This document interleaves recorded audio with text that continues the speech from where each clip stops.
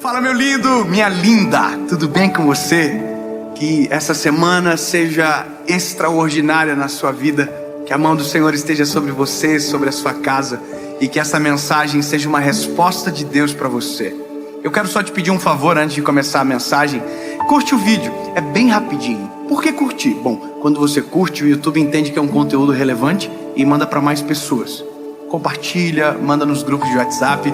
E se você ainda não é inscrito no canal, se inscreve. Toda segunda-feira, 7 horas da manhã, tem uma palavra de Deus para você por aqui. Nosso sonho é chegar a 10 milhões de pessoas. Me ajuda, faça isso se é possível. Quanto mais gente ouvindo, melhor. E o nome de Jesus é glorificado. Vamos pro vídeo.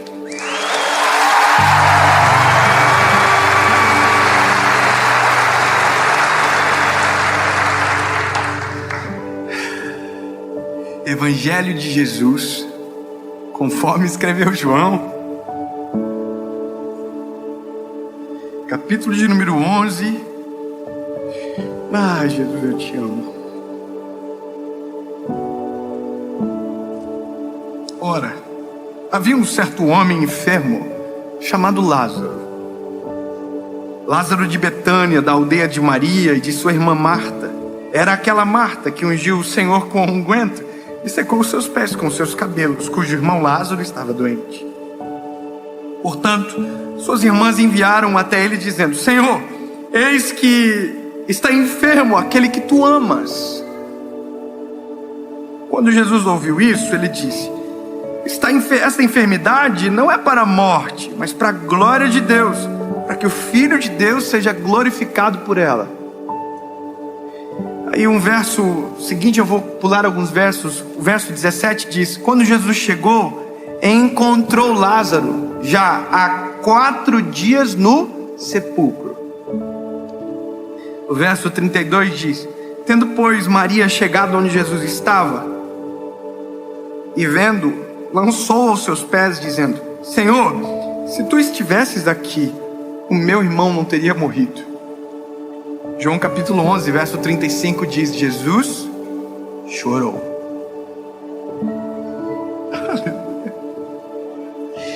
Nada é impossível. Nada é impossível, nada. Aí o verso 37 diz: e alguns deles disseram: não podia este homem que abriu os olhos do cego fazer também com que este homem não morresse? Todos eles estão só falando de uma coisa: da cura da doença. Eles não estão crendo na possibilidade de uma ressurreição. Todos eles estão dizendo, Marta está dizendo, Maria está dizendo: se o Senhor tivesse chegado antes, meu irmão não teria morrido. Ela está dizendo: você tem poder para curar a doença. O que eles não sabem é que Deus tem poder para ressuscitar. Aleluia. Sabe, os homens que estão à volta, os judeus,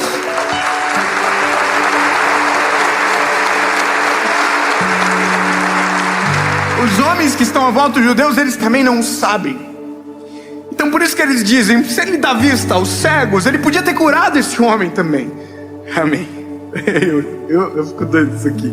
Aí, o verso 39 diz: Jesus, tirai a pedra. Aí a Marta, a irmã daquele que estava morto, disse: Senhor, a essa altura ele cheira mal, porque ele está morto há 4 dias. Disse Jesus: se tu creres, verás a glória de Deus. Verso 43, parte B: Lázaro, vem para fora. E Lázaro saiu para fora.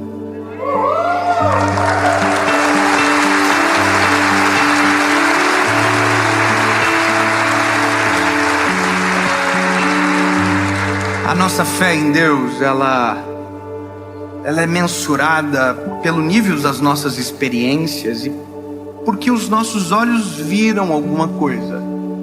Nós precisamos de algumas experiências táteis com Deus. A gente precisa que em algum momento algum milagre aconteça para que a gente veja o agir de Deus, né? Só que tem milagres e milagres. Tem milagres grandes, milagres pequenos. Mas o fato de ser milagre é você não conseguir explicar por que e como aconteceu. Todas as vezes que Deus fez um milagre com a minha vida, com a minha família, foi milagre porque não tinha como explicar como. E por isso chamamos de milagre. Só que a nossa fé, ela precisa ser alimentada, precisa ser nutrida. Em algum momento ela vai precisar de estímulos externos, outros espirituais, a gente sempre vai precisar. Agora, a nossa noção do poder de Deus, às vezes está muito limitado ao que a gente viu até agora, ou aquilo que a gente viveu até o presente momento, ou talvez as pequenas experiências do que talvez alguém nos contou, mas que nunca foi a nossa realidade. E eu vou te dizer, a maioria das pessoas nutrem a fé com Deus a partir da experiência do que os outros viveram, nunca daquilo que elas viveram.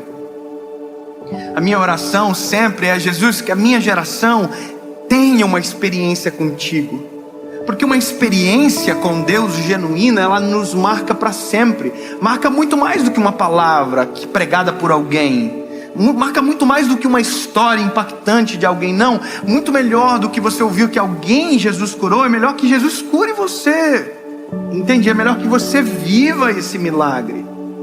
Então todas as calamidades que muitas das vezes acontecem na nossa vida e que a gente pensa que é para o fim, na verdade às vezes são para a glória de Deus, sempre é para a glória de Deus. Mas a gente não a provoca, a gente não crê, a gente não sabe de verdade, pensa que não dá, para aquilo não precisa, para aquilo é impossível.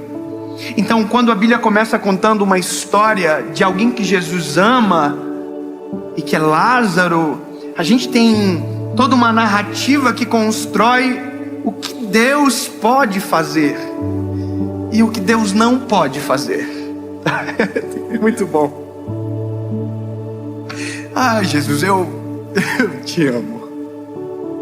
Eu vou falar de novo. O que Deus pode fazer e o que Deus não pode fazer, está escrito aqui.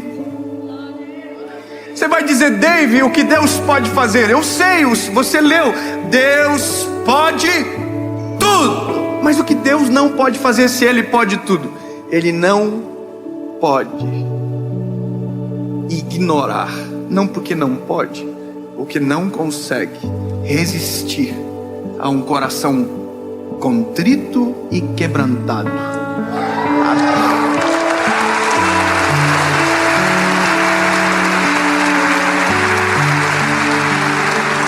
Então, não se trata na verdade do que Deus não pode, se trata daquilo que Deus não está disposto a fazer.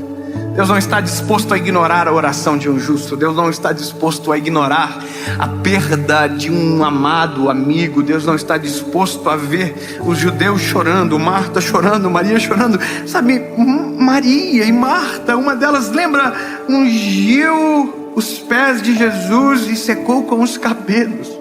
Então Jesus vê aquilo chorando, ela dele chorando, e a Bíblia diz que Jesus chorou.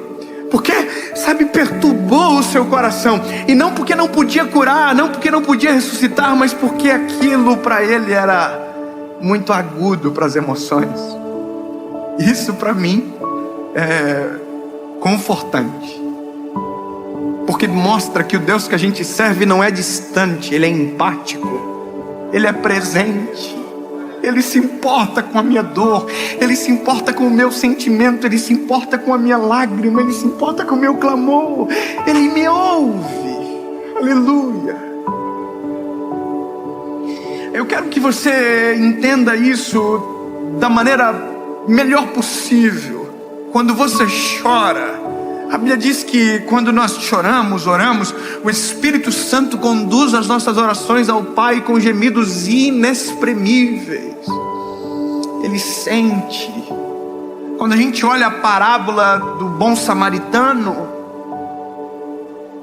o bom samaritano é Jesus, que se importa com a ferida, que se importa com a dor, que que ajuda.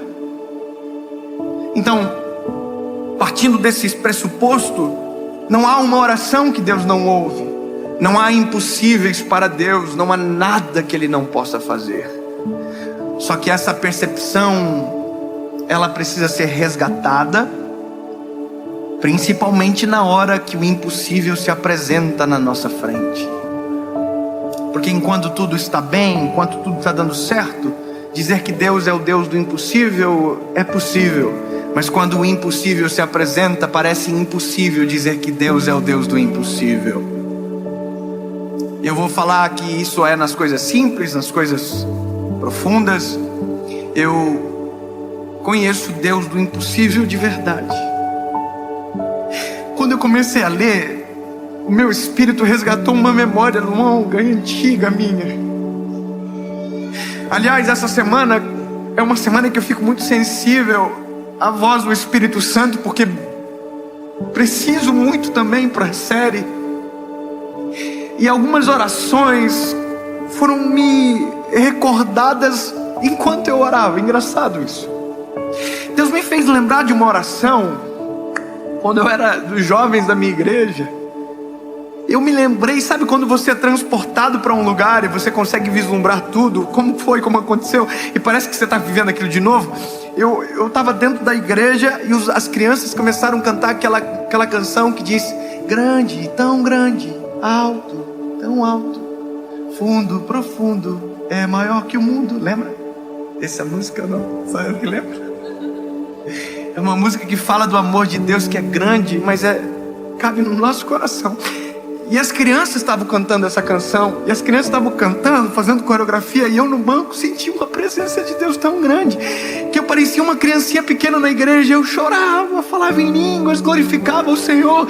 E no final daquilo eu olhei para as crianças e eu disse: Jesus, que um dia os meus olhos possam ver os meus filhos te adorando.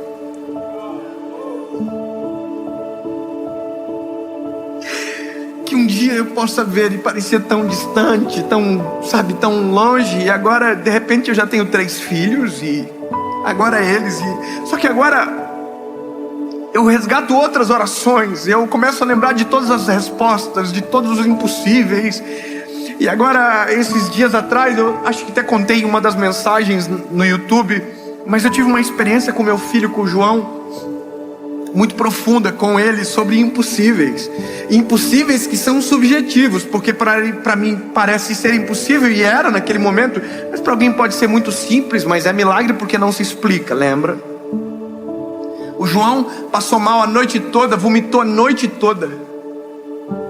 E quando ele acordou, a gente tem um acordo na nossa casa de falar somente a verdade, mesmo que a verdade às vezes doa de ouvir. Então a gente fala: olha filho, você vai tomar vacina. A gente não fala que vai dar uma volta e tem um golpe. A gente fala a verdade. Então a gente fala: filho, vai tomar pique e dói, mas passa. O papai toma pique, também não gosta, e também isso é verdade. Irmão, eu morro de medo. Então como que eu vou mentir pro meu filho? Então a gente tem esse acordo. E aí quando ele acordou mal, vomitando muito, eu chamei ele e falei: filho, olha só, se você não melhorar, o papai vai ter que te levar no hospital. Daí, irmão, falar isso para um filho, quem é pai sabe aqui o que eu estou falando, né? Se a gente pudesse tirar a doença do nosso filho e colocar na gente, a gente fazia. Aí quando eu falei para ele no hospital, ele já marejou os olhinhos na hora. Aí eu falei para ele: filho, olha, e aí você vai ser examinado. Provavelmente você vai ter que tomar um sorinho, filho, na veia. Vai ter que colocar uma agulhinha. Vai doer um pouquinho, mas vai passar. Mas aí você vai ficar bonzinho, filho. Aí ele começou a chorar e falou: papai, eu não quero ir pro médico. E aí o meu lado pai, frustrado, conectou-se com o lado homem de Deus, que já viu milagres acontecendo. E sabe, eu olhei pro meu filho e disse: filho, tem uma saída. Isso é difícil fazer. Eu falei: filho, tem uma saída. A saída é a gente orar e o papai do céu curar você. Se o papai do céu te curar, filho, você não precisa ir para o hospital. Mas se o papai do céu achar que por bem a gente vai para o hospital, não tem problema. Quando eu falei isso, passou um filme na minha cabeça de todas as vezes que Deus se mostrou para mim, de todos os milagres que eu já vivi. Só que agora era o meu filho que precisava de um milagre, pequeno, mas precisava. E aí eu falei: vamos orar com o papai. Ele já sabe como funciona. Ele fechou o olhinho e ele falou isso aqui: papai do céu, cura eu. E eu disse: Deus, me permite te apresentar ao meu filho dessa maneira. me permite que o meu filho, Senhor, te conheça de primeira como um Deus que cura, que faz milagre, em nome de Jesus. Amém. Eu disse amém, o meu filho disse amém, e na hora, imediatamente o semblante do meu filho mudou, a cor reestabeleceu, e ele olhou para mim e disse: papai, eu tô bom.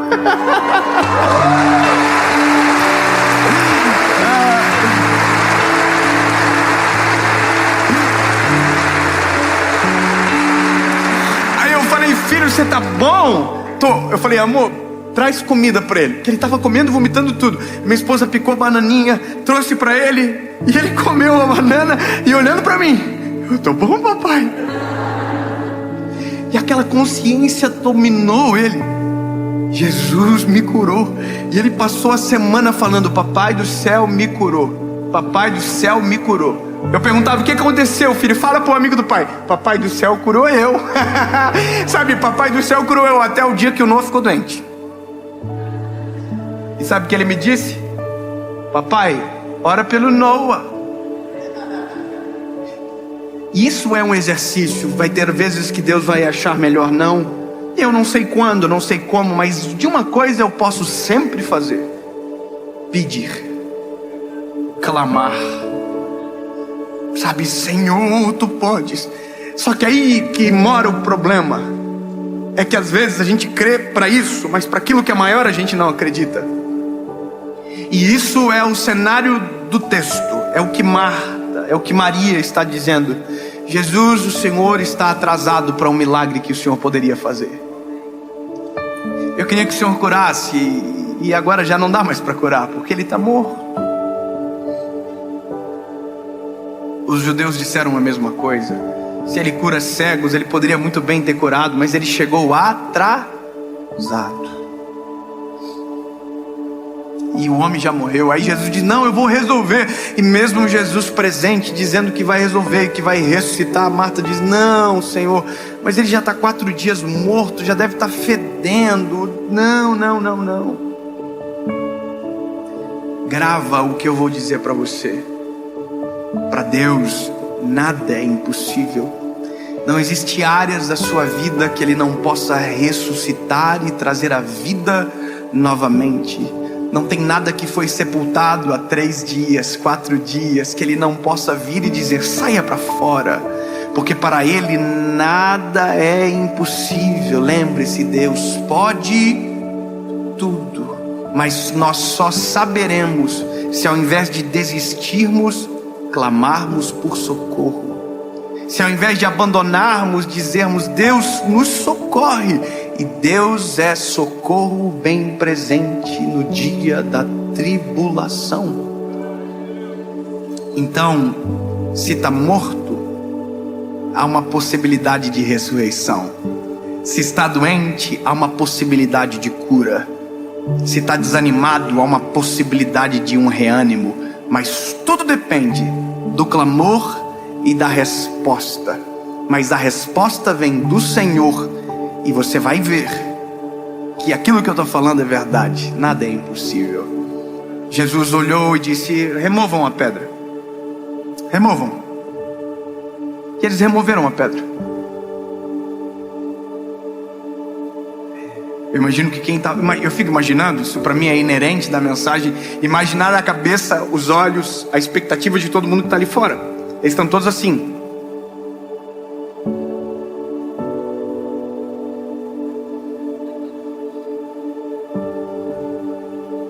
E aí, vai ressuscitar, será? Será que essa pedra é pesada? Depois vão ter que fechar de novo, né? E se ele não vir para fora? E se não rolar? É por isso que a gente não provoca os milagres. É por isso que a gente não clama. Porque a gente diz: e se ele não quiser?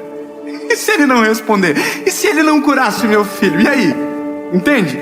A vergonha impede a nossa fé de provocar o extraordinário. Não tenha vergonha. Se Deus não quiser, Ele não quis, mas você fez a sua parte de pedir. Você fez a sua parte de clamar. Você fez a sua parte de dizer: Deus, haja a meu favor. Talvez não seja agora, talvez seja depois de amanhã, talvez seja depois de 4 dias.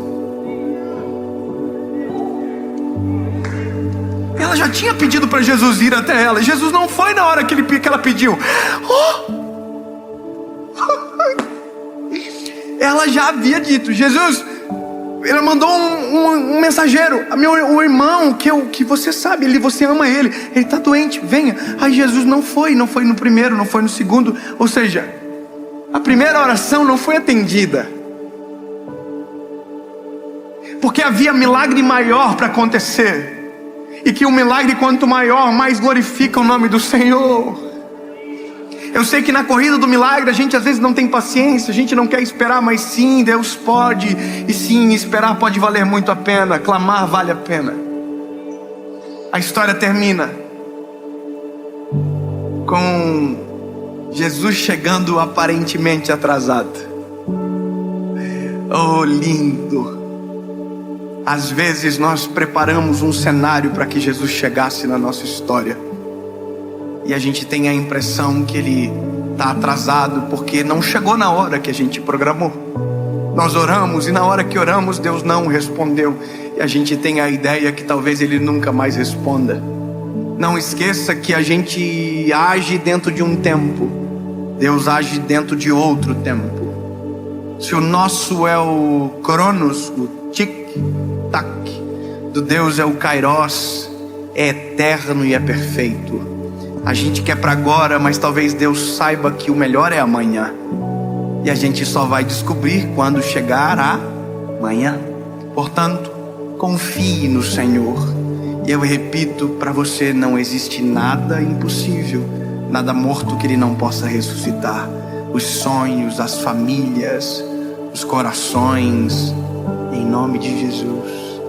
Em nome de Jesus.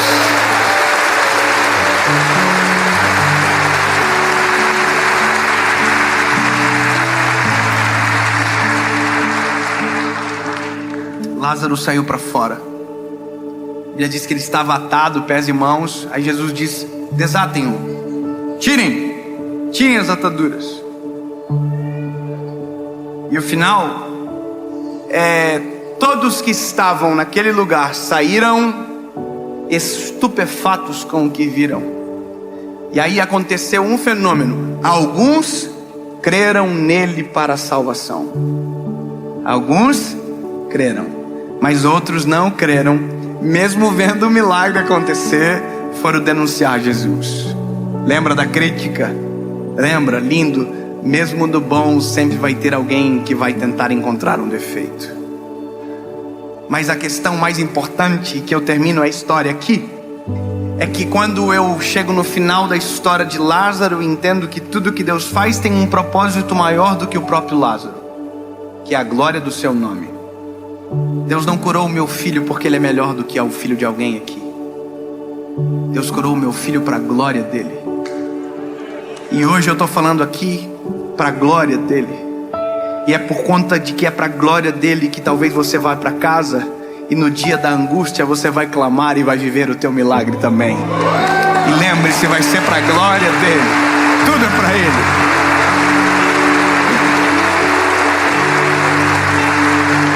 Portanto, ao invés de desistir do milagre, vamos orar pelo milagre. Deus, em nome de Jesus.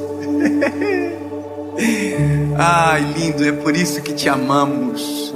Tu és poderoso para cumprir tudo aquilo que prometeu. Tu és bom, justo e misericordioso. E agora eu clamo pelas famílias, clamo pelos teus filhos que ouvem essa mensagem e que precisam de um milagre urgente. Faz o milagre, traz a cura, ressuscita aquilo que morreu. Cumpre o teu querer, Jesus, para a glória do teu nome. E que em alguns dias testemunhos cheguem desta palavra, pessoas curadas, transformadas e libertas.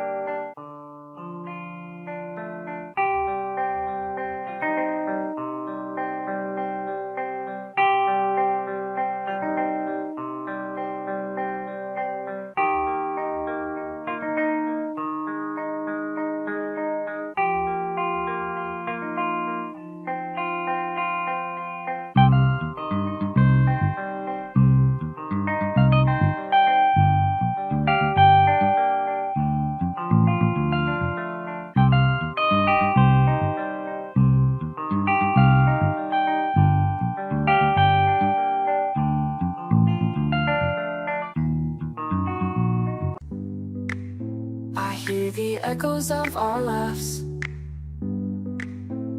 Every leaf that falls reminds me of the gentle whispers of our love. Every moment like a treasure book. In my heart, I always look. Autumn memories in the air. With every breath I feel you there. The colors of our love so true. In every shade I see you. Autumn memories, a timeless blend. In the season where our hearts ascend. So as the autumn winds do blow, in my heart your love will grow. Autumn memories forever stay. In my heart where you'll always lay. É nisso que eu creio. Em nome de Jesus. Amém.